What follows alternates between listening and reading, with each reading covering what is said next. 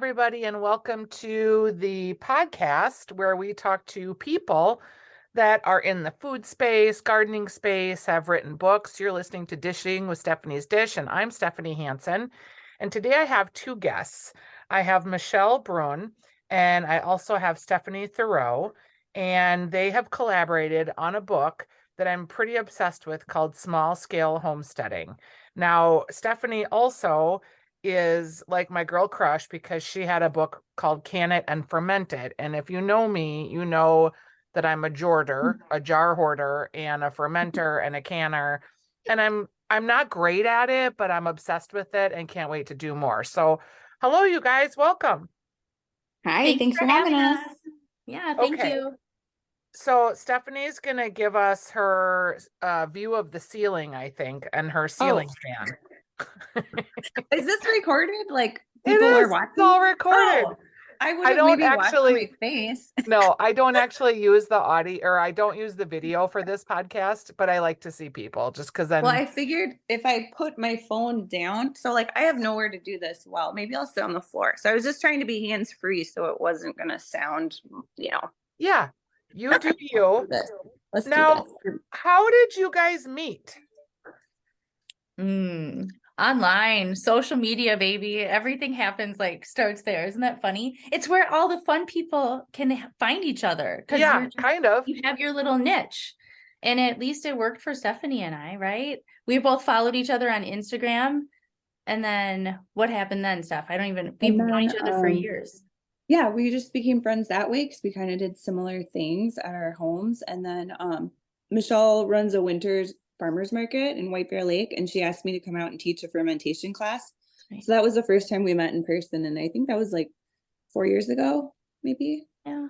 And sounds right. Stephanie, when did your original book, Can It and Ferment It, come out? 8 years ago now, maybe 7, 8 years ago.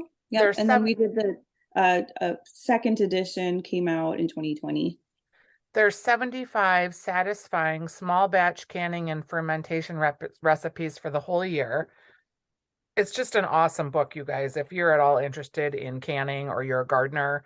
And I think that's how a lot of people get into canning, because you garden and then you have all of this fruit and this produce and your stuff that you're making, and you can't bear to part with it, so you have to find some way to utilize it.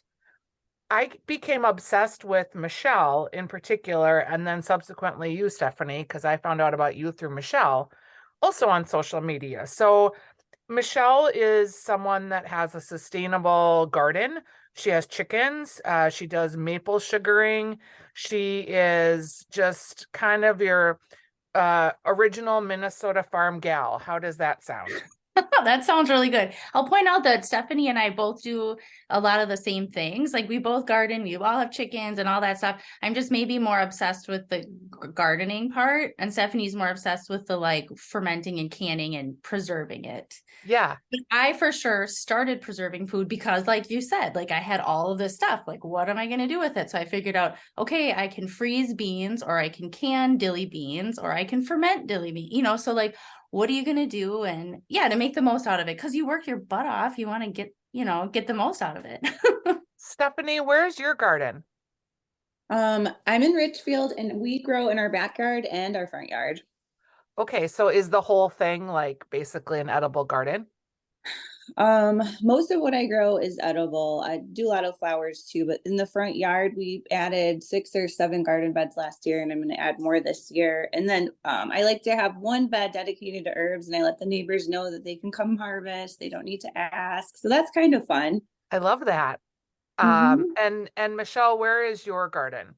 So we're in White Bear Lake, and I started out just in the backyard. And then a couple years ago, I did a huge re-landscape of the front yard where I've got mostly my berry bushes in, and then a pollinator space. But this year I'm adding a couple garden beds in between my neighbor and my space in the front. So we're going to co-garden. I'm very excited about this, cute little raised beds with a big trellis in between. And she's excited. She's pregnant. So I think a lot of this also, you care more about what food you eat all of a sudden when you have kids that you're feeding. Sure. And so, yeah, I think that's a big push for a lot of people too. So how did it work to collaborate on the book, Small Scale Homesteading? Like, Well, so I was talking to my editor about my this next book idea, and it was to write about all the things that I do from my home in Richfield, like the maple tapping and the chicken keeping and gardening and preserving and all that. And I got the go ahead, but I didn't do anything with it. I knew it was something I wanted to do with someone else, but I didn't know who. And then I was on the phone with Michelle one day and we were talking about a different collaboration. And I was like, ding, ding, ding. Hey, Michelle, you want to write this book with me? And so yeah, it was kind of history after that. She was like, sure, we didn't really know what we are getting into. It's definitely a challenge doing something of that sort with someone else, but I think we did a super good job working together. And because we didn't have like a long history of a super close friendship or something, I don't know, it's been like really nice respect with one another and boundaries, and now we're doing all this fun stuff together. We've been we're at the home shows, and we were on the news the other day, and we have a lot of stuff coming up, and we're putting classes together and everything. So yeah, thankfully it worked out really well.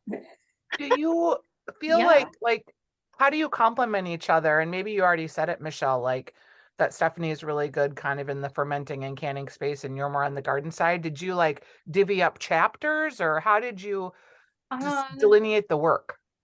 Well, we kind of knew Stephanie was going to focus for sure on the preserving, and then I was going to start with the gardening. And then I think it's really fun because a lot of the chapters have both of our perspectives on it. So, like, we raise chickens, but we raise them pretty differently, really. And then the same with maple tapping because we both have one big old maple tree, and it's a silver maple. It's not even a sugar maple. You can tap your one silver maple tree, people, and get enough syrup for the year. That's like our PSA, right? Like, just do it. It's fun. Okay. So we both do it, but she like does it in buckets and she does it on a turkey fryer. And we are like, we love burning wood. And so we just do a lot of things really differently. And that's one really fun part about the book is that you get both of our perspectives. We're just two like Minnesota gals hanging out around the cities, but we're doing what we can do. I don't know. It's fun. It is fun. And we complain about the seasons sometimes, or I do anyway, because my gardening season up in Ely, Minnesota is like so short. Yeah. But I'm so impressed with what you can do up there. Oh my oh, gosh. thanks. I'm really learning to like embrace the, I guess the four seasons and the like quiet season too. Like the season of we need time for our seeds to be in the ground and get cold and get all snuggly and nourished so that they can come back up in the spring. Like, I feel like all our plants are so overworked and dry and we're just hearing about drought all the time. So I'm starting to really like appreciate the snow cover and the green things and the dormancy because it just allows us to catch our breath too as gardeners and as people that produce food. Absolutely. Absolutely. Yeah. You're 100%. when you put your garden bed away, you're like super sad, but you're also like by then usually I have carpal tunnel from, canning and pickling and cutting things and I'm like exhausted. Like literally last year, a friend of mine came up for the final like round of harvesting and she was like, I don't think you've sat down in 5 days. Like, I don't think I did. I went right from standing to the bed and then get up You're and do right. it again the next day. You're right. It's always bad to put it to bed, but then yeah, you go inside and you're like, oh well, there's all this stuff to do now, so it gives you an opportunity to focus Yeah. on that too. And like in the book, we have candle making and lotion making and all these other things you can do when the growing season's over. Yeah. Are there like how did you guys start out in your journey? Like Michelle, how did you get your love of seeds and gardening? Well, I grew up with some land and my dad was a DNR guy. My mom was a perennial flower gardener, right? So like gardening and plants have always been in my world. And as like a teenager, you're like too cool for that. Yeah. And then I kind of came back to it. And then I went to college, moved to Sweden, lived in Sweden for a good couple years. And there, I think I was just like mind blown about how differently they do food. Like that was so beautiful and so eye-opening. And I wanted to be able to always have that with me. So the relationship didn't last, but my love of like food for sure did, right? Like I was able to bring all that knowledge home and kind of replicate it and kind of not, but there's some parts of it that are just so fun to be able to do that. So I think between that and then having kids, again, I wanted to be able to give that to them because I mean, my parents didn't force it on me, but it was just always around. So I figured if I just am out there doing it, maybe, Yeah. they'll love it too. I think in Sweden too, I guess I would describe it, and maybe you can help me find the words, but almost like farm to table life. 100%. Yeah. I think, and there's just like lots of smaller grocery stores. It's like when you're up north, right? When there's a Zups and that's it. Yep. Right? And that's your choice. And you have 3 kinds of cheese and 2 kinds of bread, and both of them are rye. It's like that's, and so you're not worried about that part, but you're worried about, so what can you grow to supplement your own? And I think that's where you can have fun because you get to be creative with what you love. And that's a big part of what Stephanie and I talk about in the book is like, grow what you love, Yeah. not like what you see somewhere else, and what looks good, and grow what your family will eat. Yeah. And that's part of it too. Like I always want to grow kuka melons, but then I never do because I'm like, well, I mean, they're tasty and everything, but what do you really do with them? It's like I don't have that much space to just have one little cute ornamental plant. Yeah. Yeah. Um, Got to make those choices. that's right. Stephanie, did you grow up in this or how did you get started? So I grew up in South Minneapolis, and my grandparents raised me, and my grandma was always growing flowers. She wasn't growing food. And I didn't understand it. I was like, why would you do all this work and then let it all die and then do it again? I didn't get it at all. And I didn't cook or anything until I was an adult. So about 20 years ago, I was sitting around and I'm like, I need a hobby. I need something else to do. And I was like, oh, I need to learn how to make pickles because I love a good Bloody Mary. So I found somebody to teach me. And this is a true story. I was like 21, and my husband's aunt, who's my boyfriend at the time, she taught me. So we made pickles. She was in Eau Claire. We went there, spent the whole weekend canning pickles and beets and jams. And I was like, I'm hooked. And so then I just did more and more and more. And then that kind of led to like, okay, I need to grow some things here. And Yeah. just we expanded on our gardens year after year. And then my daughter was born and she liked helping grow things. And so, yeah, it just went from there. It just sparked off. And I got really into the gardening in 2020 because there was nothing else to do, right? Yeah. And we had a sick ash tree that we took down, and it opened up this huge sunny space behind my garage. And then I just like hyper focused on that. And yeah, now I love it. I love it. Can't wait. I have to say, of all the things that you guys do, I really think like, and this is going to be maybe a controversial statement, but I think fermenting is the hardest. And it's Really? also the easiest. Like, because you don't like have to do lots of things, but then there's all these elements that come into play that like fermenting pickles, I just feel like it's so hard. Well, so like hard to be successful with it Yeah, before. like not Okay. hard to do it, but hard to have success. And like I do sauerkraut and I eat it regardless because I just will pull off the top inch if it looks nasty and moldy and just kind of get to the bottom. But like some years it's like amazing. And then other years it's like a mushy slop. And again, I still eat it because I can't bear to throw it away. But why is like fermenting so hard? I don't get Okay. it. I don't think it is, but the key to a successful ferment is keeping everything submerged underneath the brine.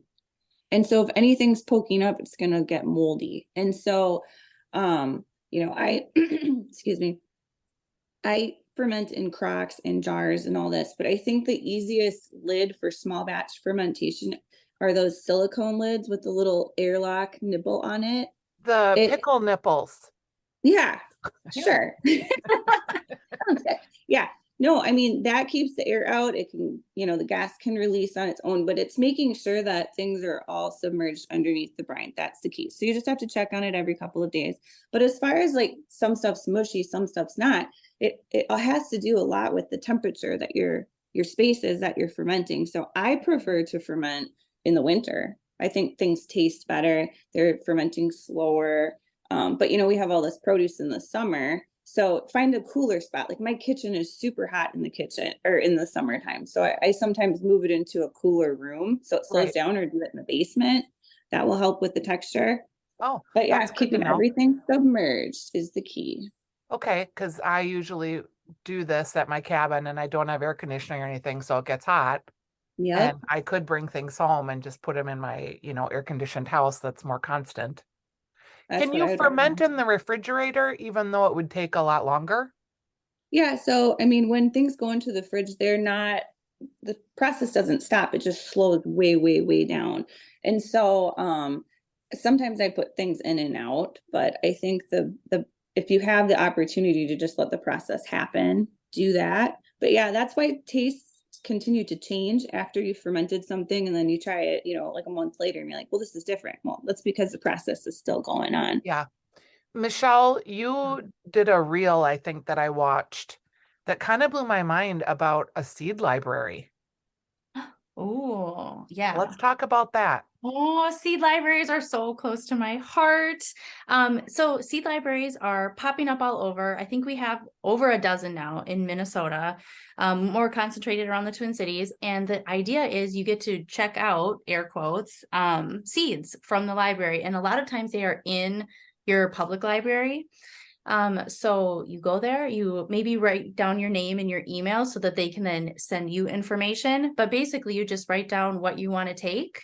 You take those seeds and hopefully they're all seeds that the seeds you're going to find in a seed library are going to be easy to save too. So hopefully what you can do is grow those seeds successfully and then bring back some more seeds in the fall so that it continues to keep growing. So it's just a really beautiful community aspect to gardening. And I think, after a couple years of growing a seed locally, you end up getting a more like biodiverse, perfect for your garden Yeah. space, perfect for your climate and your zone plant out of it, which is so cool. And I will attest to the fact that I started with like Blue Lake 7 pole beans, which is just like this, everybody grows them pole beans, probably 11-12 years ago now, and I've been growing and saving, and like the same with some glass gem corn, and they're so happy. They're just so happy, and it's a really fun thing to be able to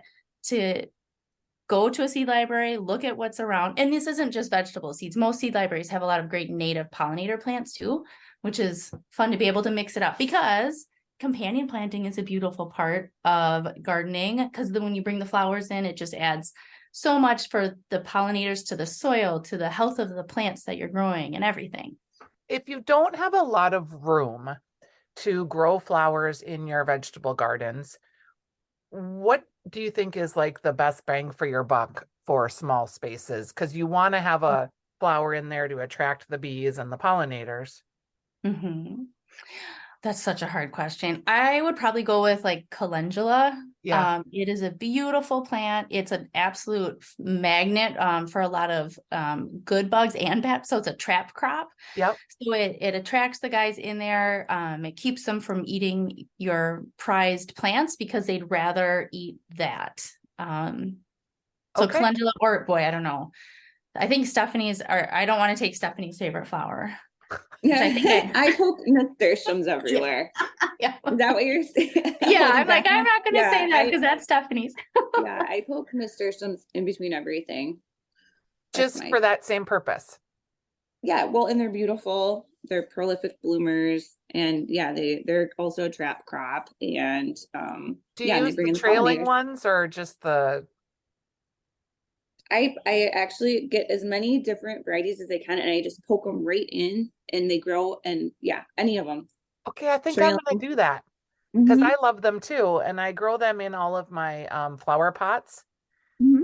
Just because they're kind of cheap and it gives Hmm. you a good filler and kind of lasts all season. I never Hmm. thought about putting those in the garden, so that's a great idea. Yeah, Do you either of you or both of you have bees? not yet.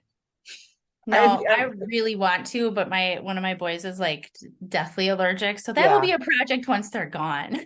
Yeah. It'll be like, Mom, you're trying to kill me. Now, for me, this gardening obsession and canning and fermenting ends up going into the food space. Are both of you like good cooks, or do you like cooking, or does it just kind of end at the food production piece for you? Go ahead, Steph. Oh, both of us pretty much cook everything from scratch. Yeah. Yeah. Okay, I love that. So are you sourdough breaders too? Oh My yeah. husband does that. He's in charge of the bread.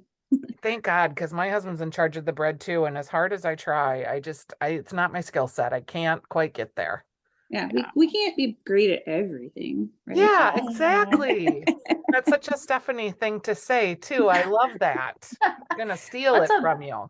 big part of our book is to like not feel like you have to do everything, right? It's like read through these things, see what like skills excite you, what skills you want to learn, and maybe something that your neighbor doesn't already do or like another family member doesn't already do, because then you can let them do something you don't like and then you do something they don't like and everybody's happy.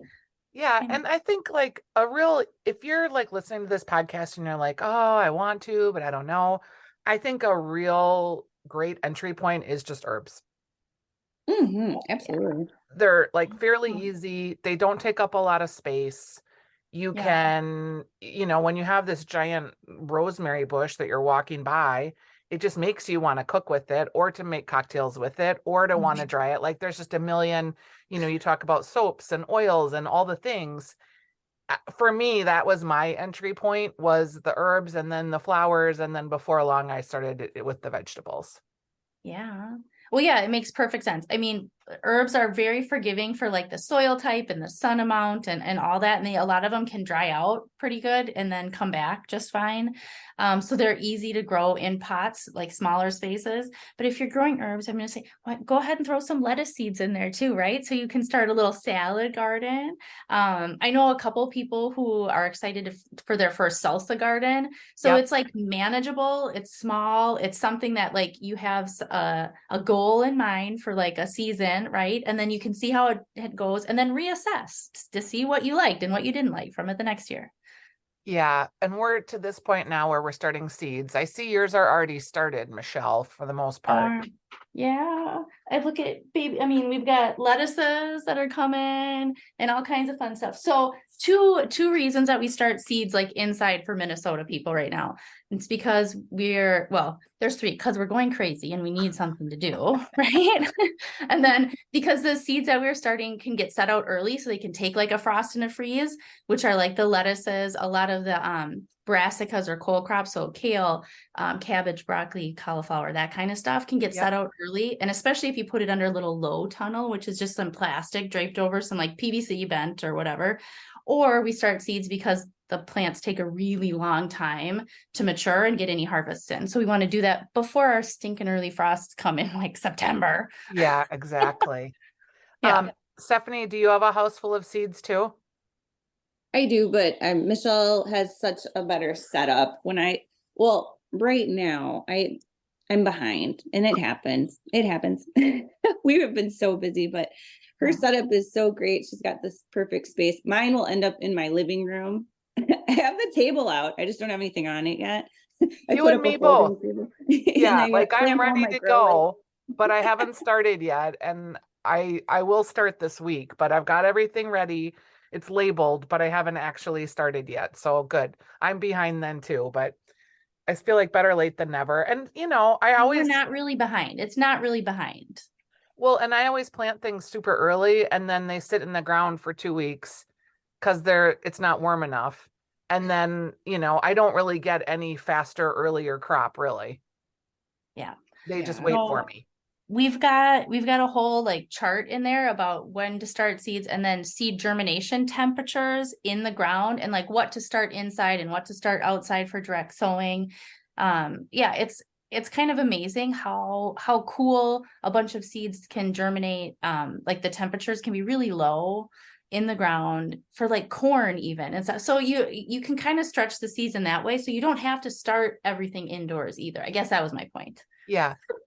Are you guys going to be doing lots of events this spring and summer, or? We've got a couple different classes lined up. We just keep on I don't know. I'm deciding if I'm gonna pull the trigger and do classes in my backyard. That's like a whole nother thing. I don't know. Yeah, it is. And, you know, I always think I should do cooking classes online, but I never do them. And then I'm like, well, maybe I'll just have dinner parties, and I never do that. And I think about all these things, but, you know, I know it's it's like, a oh, it's lot. just one more thing. It's a Mm, lot. So far, yeah. we've got like we've got a class with Patagonia on winter sewing, and then a class out at Heidi's Grow House, and then classes with the Minnesota State Horticultural Society. Sure, So, sure. All right. Well, and where do you guys want people to get information about the book and about your classes? oh, Michelle. me. I run a website called forksinthedirt.com, and it's a local food hub. So we talk about growing your own, knowing your farmer, which I got shout out to the farmers who actually feed us like the real amounts of food right Yeah. here. And then cooking like locally and eating locally year round. So forksinthedirt.com. And on that website, we've got a page dedicated to the book and like all the information about the book and then where we'll be and all that stuff. So there's that. And then we're on Instagram and Facebook, and I'm at Forks in the Dirt MN on Facebook because my old account got hacked and it was so and I never got it back. I was like fighting the man on it and I never got it. And then That Instagram, happens a lot. it's when I say that, it's amazing how many people are like, that happened to me too. And it's like, Yeah. when are we going to do something about this? Because it's still out there, And but does someone whatever. post to it? No, nobody posts to it, but I can't post to it and I also can't delete it. So people Yeah. go there thinking it's me still active. And then they get mad because I never responded. I'm like, I'm sorry. I'm Oh, that would sorry. make me so aggravated. Stephanie, how about you? Where do you want people to find you? Um, I am most active on probably Instagram. So I have a website, it's minnesotafromscratch.com, but on Instagram, we're posting daily. We will announce our classes there as well. And on Instagram, I'm Minnesota from Scratch. Okay.